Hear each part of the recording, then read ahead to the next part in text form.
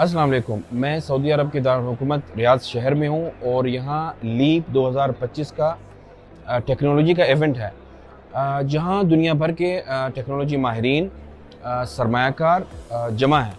आज पहला दिन है और ये वो जगह है जहाँ मुस्तक़बिल की मुख्तलिफ़ टेक्नोलॉजीज़ मुतारिफ़ करवाई जा रही हैं और दुनिया भर के माहिरीन नई इख्तिराआत और नई ईजादात पर गुफ्तगू भी कर रहे हैं।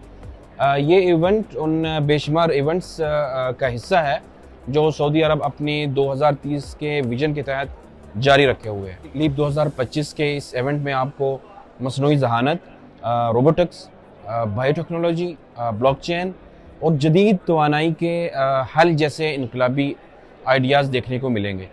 इसके अलावा नई कंपनियां और स्टार्टअप्स भी अपनी अपनी प्रोडक्ट्स के साथ यहाँ मौजूद हैं, जो सरमायाकारों के साथ जुड़ने और अपनी प्रोडक्ट्स को दुनिया के सामने लाने की कोशिश में मसरूफ़ है। ये इवेंट न सिर्फ टेक्नोलॉजी की तरक्की के लिए बड़े अहम होते हैं, बल्कि डिजिटल मईशत, स्मार्ट शहरों और हेल्थ टेक्नोलॉजी जैसे शोबों में भी नए मौके पैदा करने में बहुत बड़े मुआविन है। ये इवेंट 2022 को शुरू हुआ था और हर साल तकरीबन फरवरी में ही होता है।